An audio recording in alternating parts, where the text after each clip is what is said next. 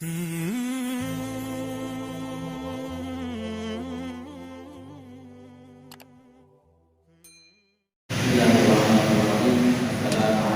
warahmatullahi wabarakatuh. Alhamdulillah wassalatu wassalamu ala sayyidina Rasulillah wa ala alihi wa ashabihi wa man wala, amma ba'du.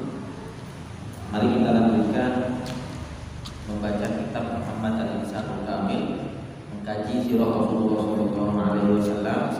Namun sebelumnya kita insyaallah seperti biasa berdoa bersama, mengirimkan surat Al-Fatihah khususnya untuk pengarang kitab ini yaitu Sayyid Muhammad bin Alwi Al-Maliki. Al-Fatihah ila Rasulullah Nabi Mustafa Sayyidina Muhammadin sallallahu alaihi wasallam wa jami'i ikhwanihi minal anbiya wal mursalin wa syuhada wa sholihin wa ulama'il amilin wal malaikatil muqarrabin wa jami'il awliya min masyariqil ardi ila magharibiha khususan ila Sayyidina Muhammad Ali wa ala alihi wa sahbihi wa sallam. Anna wa yaqulana wa la hukum alaina min barakatihi wa amwalihi wa asrarihi wa ila hadratihi al-Fatihah. A'udzu billahi minasyaitonir rajim. Bismillahirrahmanirrahim. Alhamdulillahi rabbil alamin arrahmanir rahim maliki yaumiddin. Iyyaka na'budu wa iyyaka nasta'in. Ihdinas siratal mustaqim. Siratal ladzina an'amta 'alaihim ghairil maghdubi 'alaihim waladdallin. Amin. Kita lanjutkan ya. Jadi kemarin kita bahas bahwa Rasulullah sallallahu alaihi wasallam pernah terjadi pembelahan dada beliau, kemudian dikeluarkan hati beliau, dicuci di wadah yang terbuat dari emas, dicucinya pakai air zam-zam, kemudian dikembalikan lagi dan dijahit lagi oleh malaikat. Dan Anas bin Malik melihat ada bekas jahitan di dada Rasulullah sallallahu alaihi wasallam, bekas dari kejadian pembelahan dada beliau. Dan itu terjadi ketika beliau masih bersama Siti Halimah Sa'diyah. Dan itu adalah kejadian pembelahan dada dan pembersihan hati Rasulullah sallallahu alaihi wasallam yang pertama. Jadi kata beliau, Rasulullah dicuci hati beliau, dikeluarkan hati beliau, kemudian dicuci dan dikembalikan lagi. Itu terjadi 4 kali. Yang pertama ketika beliau masih di Halimah Sa'diyah. Yang kedua, wa amal marratu tsaniyah, kejadian kedua, faqad syaqqa sadru syarif sallallahu alaihi wasallam wa huwa 10 sinin. Ketika Rasulullah sallallahu alaihi wasallam berusia 10 tahun. Wal hikmatu fihi annal ashra qaribun min siddit taklif. Apa hikmahnya? Kenapa Rasulullah dibelah dada beliau kemudian dibersihkan hati beliau ketika berusia 10 tahun? Hikmahnya kata para ulama, karena umur 10 tahun itu sudah mendekati masa-masa mukallaf. Apa itu mukallaf? Balik. Jadi 10 tahun itu sudah hampir balik. Kalau di dalam fikih seorang anak itu dikatakan balik ketika berusia berapa?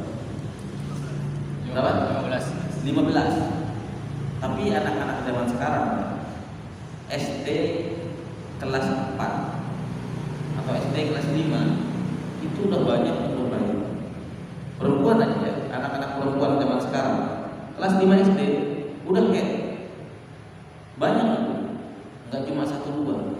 Banyak kita jumpai anak-anak kecil zaman sekarang usia 10 tahun udah kayak. Padahal zaman dulu mungkin orang tua kita atau kakek atau nenek-nenek kita itu baru head misalnya ketika sudah lulus SMP. Ada yang baru head ketika sudah kelas 2 SMA. Jadi anak zaman sekarang cepat dewasa. Nah, kembali kepada yang kita bahas bahwa Nabi Muhammad SAW dibersihkan hati beliau, kemudian dicuci, dikembalikan lagi di usia 10 tahun.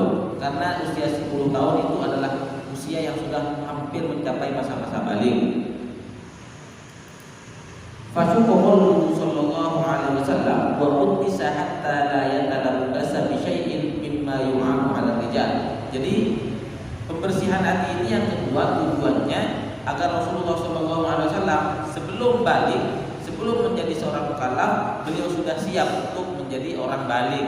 Beliau sudah siap untuk menghadapi masa-masa taklif, menghadapi masa-masa balik. Kenapa? Karena orang balik itu mungkin kita semua sudah merasakan Ketika kita baru balik itu baru-barunya puber istilahnya ya. Jadi ada hal-hal baru yang kita kenal ketika kita baru balik. Yang sebelum balik misalnya nafsu atau syahwatnya masih sedikit, tapi kalau udah balik nafsu dan syahwatnya beda lagi. Ketika belum balik, yang cowok belum kenal sama cewek, belum kenal bagaimana dunia perempuan, yang perempuan juga nggak peduli gimana dunia laki-laki. Tapi kalau udah balik, sudah mulai muncul rasa-rasa ingin kenalan, pengen tahu teman kelas atau adik kelas dan seterusnya lah. Jadi Rasulullah dibersihkan hati beliau ketika usia 10 tahun agar beliau terhindar dari hal-hal yang tidak baik ketika beliau nanti sudah tua. Kita bagaimana Ustaz? Ya kita dulu ketika umur 10 tahun belum pernah kita mengalami hati kita dibersihkan. Tugas kita yang kita menjaga hati kita. Kita insya Allah mungkin sudah balik semua ya. Kita jaga. Orang balik itu sudah mukallaf. Mukallaf itu apa artinya? Mukallaf itu artinya semua amal perbuatan, semua tingkah lakunya dicatat oleh malaikat. Mau yang kecil, mau yang besar, semuanya dicatat oleh malaikat dan itu akan dipertanggungjawabkan di hadapan Allah Subhanahu wa taala. Beda dengan orang yang belum balik. Orang yang belum balik itu ketika meninggal misalnya dan dia belum balik, dia masuk surga ya. Kenapa? Karena amal perbuatannya belum dicatat oleh Allah, oleh malaikat. Makanya pasti aman, pasti masuk surga. Nah, kayak kita udah balik dari sejak balik sampai sekarang ini, bahkan sampai kita meninggal, semua perbuatan kita akan dicatat dan akan diminta pertanggungjawaban. Jadi itu yang kedua. Yang pertama ketika Rasulullah di rumah Siti Halimah, yang kedua ketika beliau berusia 10 tahun. Wa amal marratus tsalitsah, yang ketiga kalinya, faqad syaqqa sadruhu syarif sallallahu alaihi wasallam inda maji Jibril alaihi salam bil wahyi ilaihi hina nubbi.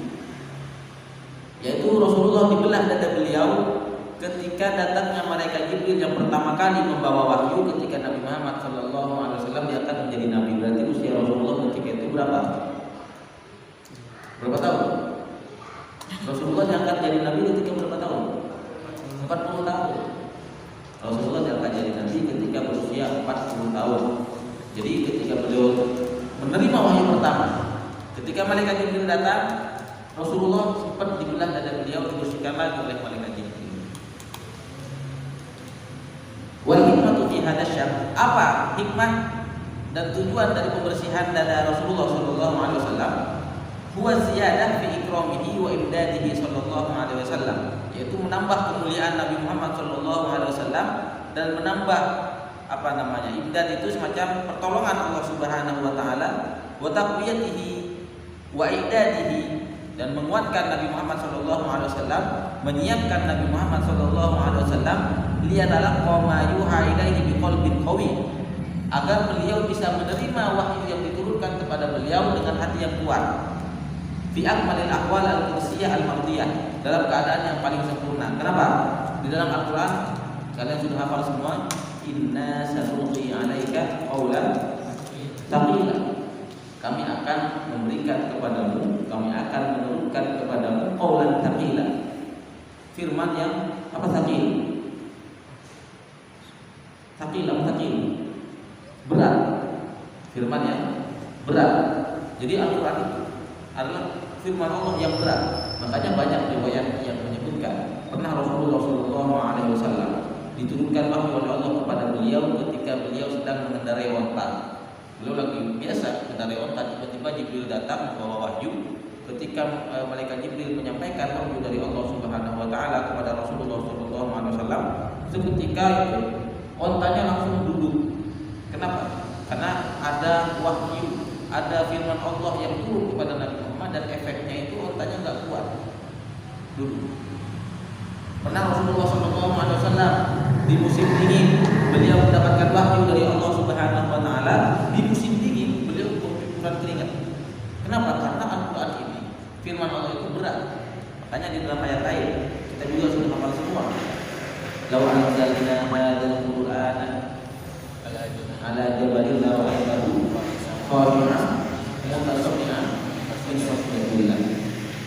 Kata Allah Subhanahu wa taala, kalau Al-Qur'an diturunkan kepada gunung, maka kita akan melihat gunung itu khasyi', khusyuk, mutasaddi itu hancur lebur.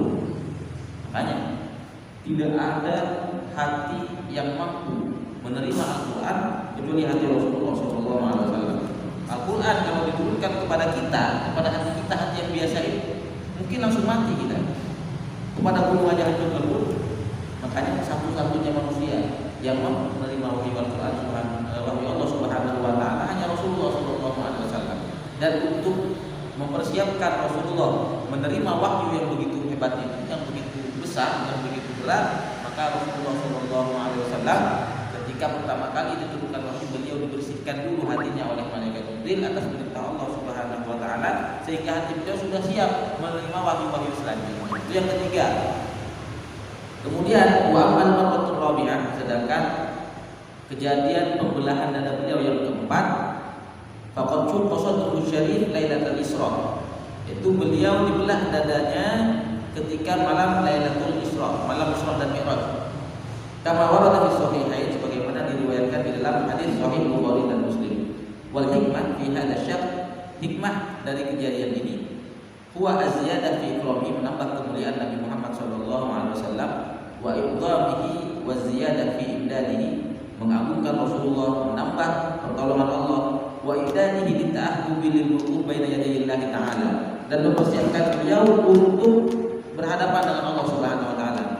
Makanya di dalam Al-Quran disebutkan bahwa Nabi Muhammad SAW berjumpa dengan Allah Subhanahu Wa Taala itu apakah berjumpa secara fisik, apa secara ruh beliau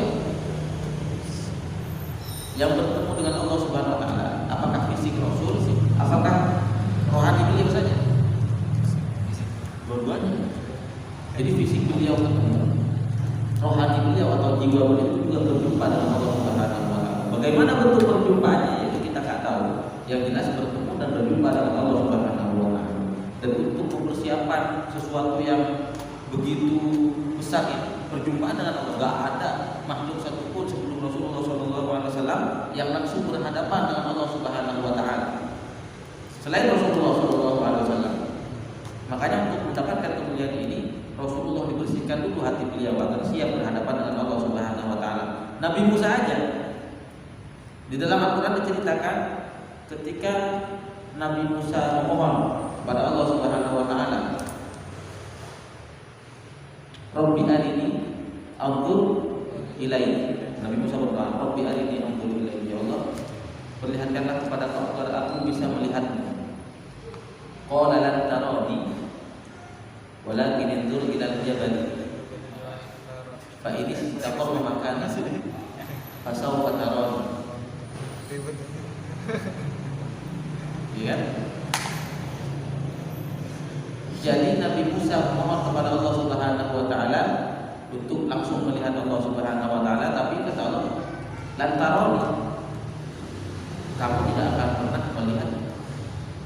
Walakin inzur ilal jabal, tapi lihatlah kepada gunung. Fa in istaqarra makanahu, jika gunung itu tetap di tempatnya, fasawfa taroni, maka kamu akan melihat gunung. Suruh melihat gunung. Terus lanjutannya, falamma tajalla rabbuhu lil jabali ja'alahu dakkan wa qarra Musa sahiqan.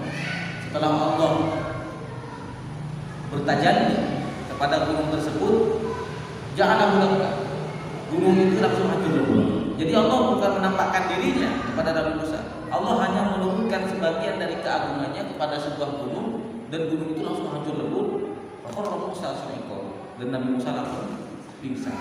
Nabi Musa melihat sepercik dari keagungan Allah diturunkan ke gunung, langsung pingsan. Apalagi kalau berjumpa dengan Allah Subhanahu Wa Taala. Jadi Nabi Musa salah satu ulul azmi. Nah, ini Rasulullah SAW berhadapan langsung dengan Allah Subhanahu Wa Taala. Kita nggak tahu bagaimana bentuknya, yang jelas beliau kuat dan beliau lah satu-satunya makhluk yang Allah berikan kekuatan dan kemampuan langsung berjumpa dengan Allah di malam Isra Mi'raj. Jadi itulah kejadian pembersihan hati Rasulullah SAW yang keempat. Wa munajatihi, dan bermunajat kepada Allah, wa musyahadatil anwar wal asrar wa tajalliyatil jamal wal jalal. Wa qala al-hafiz al-Qasdalani aidan, thumma inna jami'a ma warada min syaqqi sadri wa istikhrajil qalbi wa ghairi dzalik min al-umur al-khariqah lil 'adah.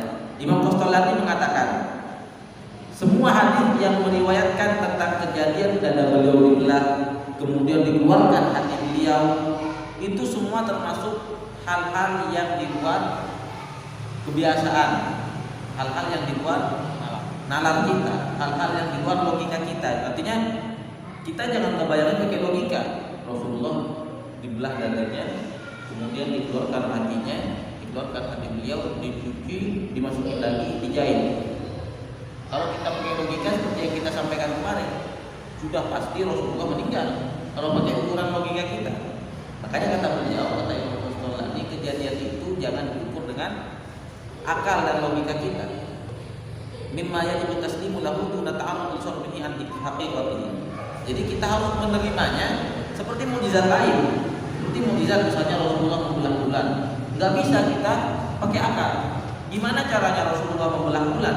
Rasulullah di bumi. Cara membelah bulan gimana?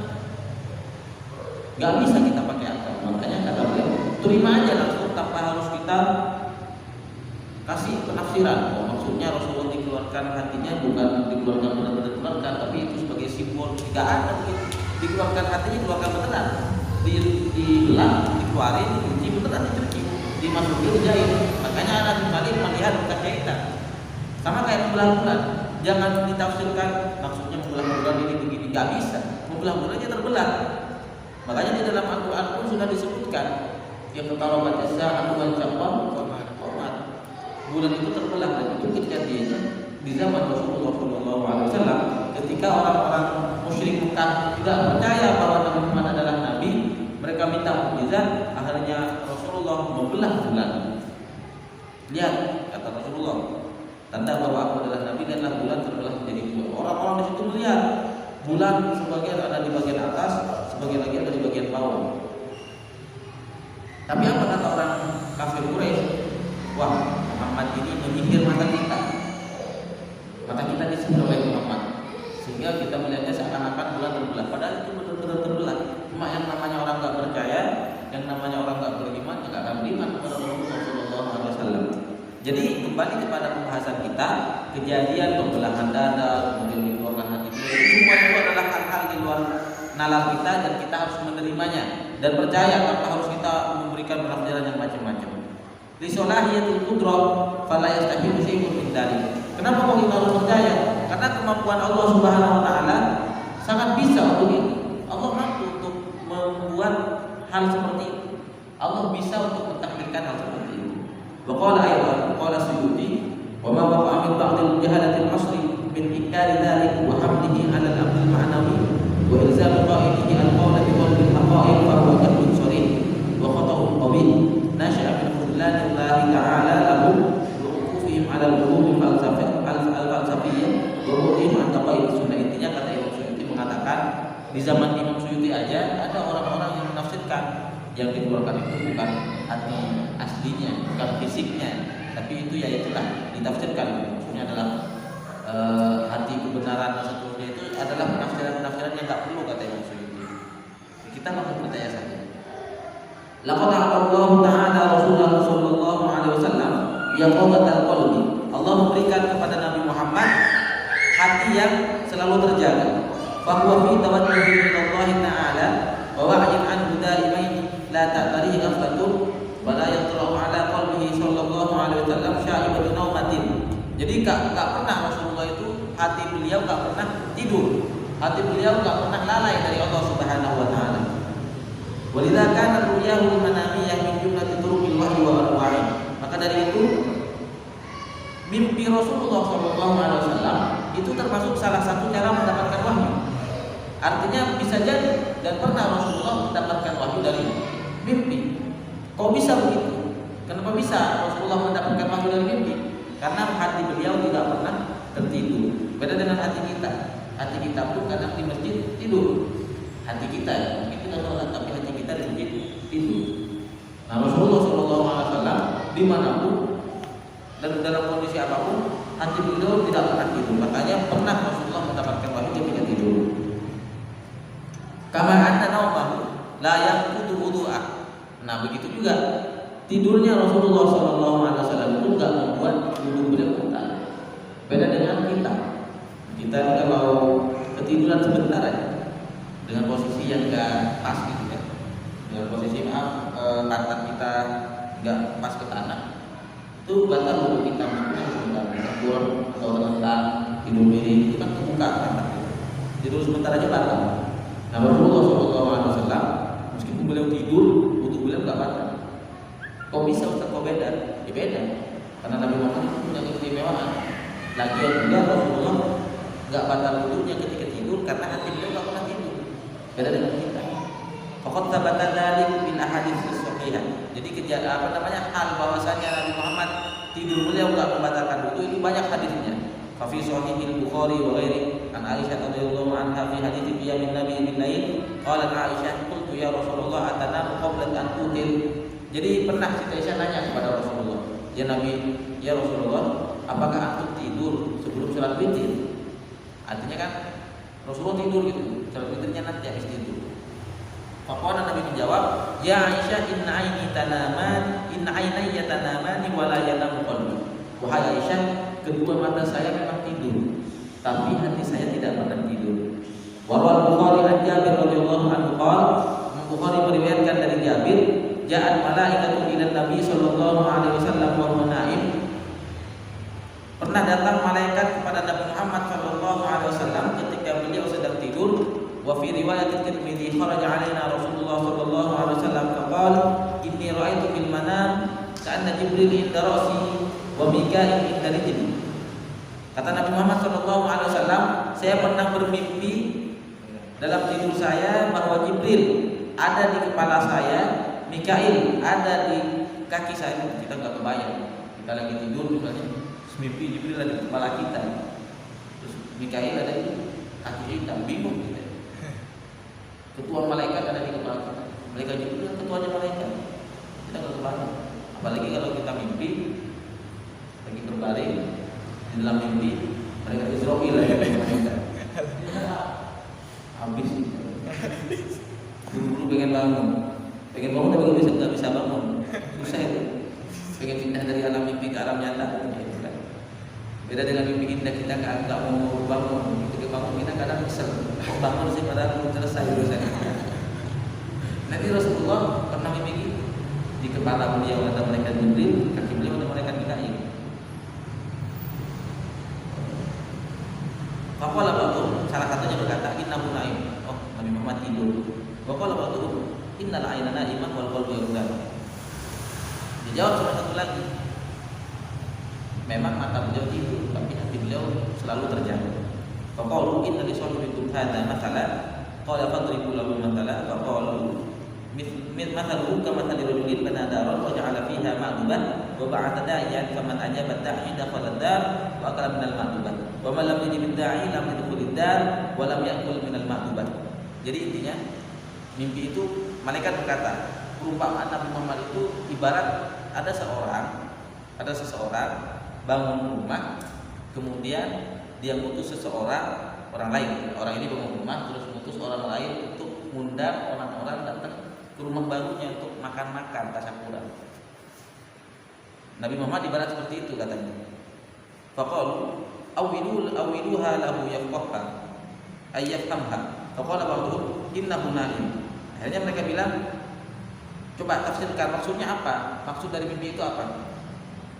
Dia bilang, ada yang mengatakan beliau lagi tidur. Wa qala ba'dhum innal aina naiman wal qalbu yaqdan. Mata beliau tidur tapi hatinya tidak pernah tidur. Faqalu fadarul jannah, maka rumah itu maksudnya adalah surga. Ini tafsir mimpinya ya. Rumah itu adalah surga, wada'i Muhammad, dan yang mengajak itu adalah Nabi Muhammad sallallahu alaihi wasallam. Faman ata'a Muhammadan faqad ata'a Allah, maka yang taat kepada Nabi Muhammad adalah taat kepada Allah. Wa man 'asa Muhammadan faqad 'asa Allah, dan orang yang bermaksiat atau tidak patuh kepada Nabi Muhammad itu berarti tidak patuh kepada Allah Subhanahu wa taala. Sama kejadian yang baru-baru ini, menghina Nabi Muhammad sallallahu alaihi wasallam sama aja menghina Allah. Mencintai Nabi Muhammad sama berarti mencintai Allah Subhanahu wa taala. Jangan dibeda-bedakan. Artinya ketika orang menghina Nabi Muhammad, itu berarti sudah menghina penciptanya, menghina Tuhan. Makanya kita jangan pernah main-main dengan urusan Rasulullah SAW.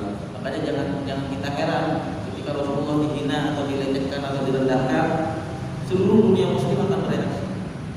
Coba bayangkan, pernah kita baca berita mungkin setelah kejadian penghinaan Rasulullah oleh salah satu tokoh di Prancis itu, berapa kerugian Prancis? Miliaran dolar, bukan cuma hitungan jutaan, miliar dolar. Karena umat Islam banyak yang memboikot. Karena Nabi Muhammad adalah simbol Islam. Ketika simbol Islam dihina, Rasulullah yang dihina, itu bahkan lebih berharga daripada nyawa kita. Banyak kejadian ada orang menghina Rasulullah, orang yang begitu cemburu terhadap Rasulullah. Karena Rasulullah membunuh. Kenal menghina Rasulullah itu adalah dosa besar. Tapi sunnah ini, Ujian Nabi Sallallahu Alaihi Wasallam taqila lahu, ditanam ainu wal tasma udhunu wal yaqil qalbu. Tidurlah matamu, tapi telingamu akan mendengar dan hatimu akan memahami. Ya, artinya Rasulullah tidur tapi telinga beliau masih bisa dengar. Pernah nggak kalian tidur? Mata kalian tidur, tapi telinga kita mata kita tidur tapi telinga masih bisa dengar. Pernah nggak? Pernah gitu ya. Mata kita udah tutup karena terlalu capek katanya. Mata kita capek, tapi orang ngomong samping kita paham.